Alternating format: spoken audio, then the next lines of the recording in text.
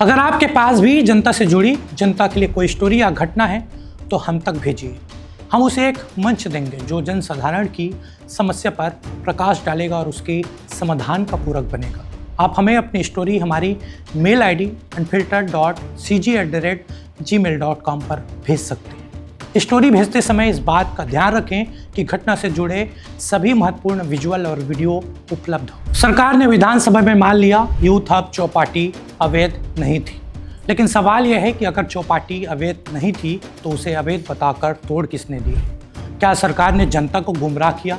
क्या राजनीतिक जीत में छोटे दुकानदारों की रोजी कुचली गई? और अगर सब कुछ नियमों के तहत था तो नगर निगम, महापौर और अफसरों ने किसके इशारे पर बुलडोजर चलाया? डबल इंजन की सरकार में क्या फैसले कानून से नहीं सियासत से लिए जा रहे हैं? आज सवाल सिर्फ एक चौपाटी का नहीं, सवाल सत्ता की जवाबदेही का है। रायपुर की यूथ हब चौपाटी, जिसे कभी अवैध बताया गया, जिसे विरोध के बीच तोड़ा गया, और आज वही चौपाटी विधानसभा में वैध घोषित हो गई। सवाल सीधा है, अगर चौपाटी अवैध नहीं थी तो उसे अवैध बताकर क्यों तोड़ा गया? यूथ हब के नाम पर चौपाटी चलाना, नियमों के विपरीत चलाना, ये कहाँ तक उचित है? जिन लोगों ने भी ये गलत काम किए और वहाँ पर यूथ के हिसाब से ही काम होना चाहिए, हमारा संकल्प है। और अगर सब कुछ नियमों के तहत था तो छोटे कारोबारियों की रोजी क्यों छीनी गई? रायपुर के साइंस कॉलेज खेल मैदान के पास बना यूथ हब चौपाटी, जिसके निर्माण में सरकारी खजाने से खर्च हुए 6 करोड़ 12 लाख रुपए। विपक्ष में रहते हुए बीजेपी विधायक राजेश मूणत और पार्टी कार्यकर्ताओं ने इस चौपाटी का जमकर विरोध किया। धरना प्रदर्शन हुए, आरोप लगे कि यहाँ असामाजिक तत्व जुटेंगे और खेल विभाग से NOC नहीं ली गई। इसी बीच प्रदेश में सरकार बदली, साथ ही वक्त बदला। बीजेपी सत्ता में आई। नवंबर 2025 में तीखे विरोध के बीच नगर निगम ने इस चौपाटी को अवैध बताते हुए ध्वस्त कर दिया। छोटे दुकानदार बेघर हो गए, परिवारों की आजीविका छीन गई। लेकिन अब विधानसभा में उप मुख्यमंत्री अरुण सौ के लिखित जवाब ने पूरी कहानी ही पलट दी। सरकार का कहना है कि यूथ हब चौपाटी अवैध नहीं थी। यह ग्रीन कॉरिडोर यूथ हब की मूल स्वीकृत परियोजना के तहत बनी थी, इसलिए 6 करोड़ 12 लाख की राशि किसी अधिकारी या कर्मचारी से वसूल नहीं की जाएगी। सरकार यह भी मान रही है कि चौपाटी को शिफ्ट करने का फैसला आपसी समझौते और हाई कोर्ट में चल रहे केस के चलते लिया गया। डिप्टी CM के लिखित जवाब के बाद अब रायपुर की यूथ हब चौपाटी को लेकर सियासत और सिस्टम दोनों कटघरे में है। सरकार खुद मान रही है कि चौपाटी अवैध नहीं थी, वह स्वीकृत परियोजना का हिस्सा थी। तो फिर सवाल यह है कि अगर चौपाटी वैध थी तो उसे अवैध बताकर क्यों तोड़ा गया? सबसे बड़ा सवाल बीजेपी विधायक राजेश मूणत पर उठता है। क्या यह पूरी कार्रवाई उनकी जीत, उनके ईगो और उनके राजनीतिक विरोध का नतीजा थी?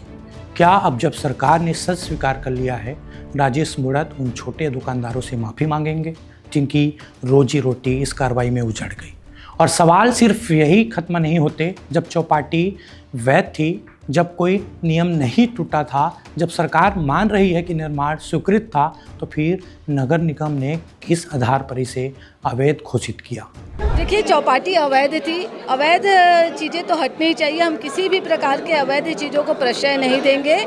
लगातार जब से वो चौपाटी बनी थी, भारतीय जनता पार्टी ने स्पष्ट कहा था कि अवैध चौपाटी वहाँ नहीं होनी चाहिए और किसी भी शैक्षणिक स्थल के आसपास इस प्रकार चौपाटी नहीं होनी चाहिए। आज के जो हमारे युवा हैं वो कल के हमारे भविष्य होते हैं, उनके साथ, उनके भविष्य के साथ किसी भी प्रकार का खिलवाड़ हम बर्दाश्त नहीं कर। क्या किसी फाइल में नियम बदले गए या फिर आदेश ऊपर से आया और नीचे अमल हुआ?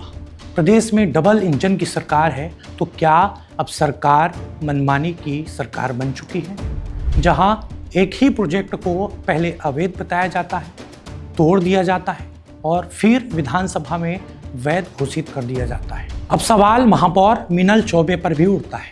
क्या महापौर ने सरकारी दबाव में आकर इस तोड़फोड़ की कार्रवाई को हरी झंडी दी? क्या उन्होंने आज जानने की कोशिश की कि जिन दुकानों को तोड़ा जा रहा है वे सच में अवैध है भी या नहीं? और जोन कमिश्नर की भूमिका सवालों के घेरे में है। किसके आदेश पर नोटिस दिए गए? किसके कहने पर बुलडोजर चला? और अब जब सरकार खुद कह रही है कि चौपाटी अवैध नहीं थी तो जिम्मेदारी कौन लेगा। आज हालात ये हैं कि चौपाटी टूट चुकी है, दुकानदार बेरोजगार हैं और जिस जगह शिफ्ट किया गया वहां आज तक एक भी स्टॉल नहीं खुला। सवाल सीधा है, अगर तोड़ना गलत था तो दोषी कौन? अगर फैसला राजनीतिक था तो कीमत गरीबों ने क्यों चुकाई? और अगर सरकार सच में जवाबदेह है तो क्या अब कार्रवाई होगी या फिर यह मामला फाइलों में दबा दिया जाएगा? या जब सरकार खुद मान रही है कि यूथ हब चौपाटी अवैध नहीं थी, फिर उसे अवैध बताकर क्यों तोड़ा गया?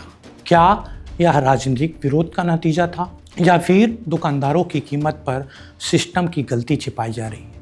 सवाल कायम है, सरकार को जवाब देना होगा, क्योंकि लोकतंत्र में सवाल पूछे नहीं जाते तो जवाब कहीं नहीं मिलते और हमारा काम है सवाल पूछना। हम पूछते रहेंगे, आपके लिए, जनता के लिए।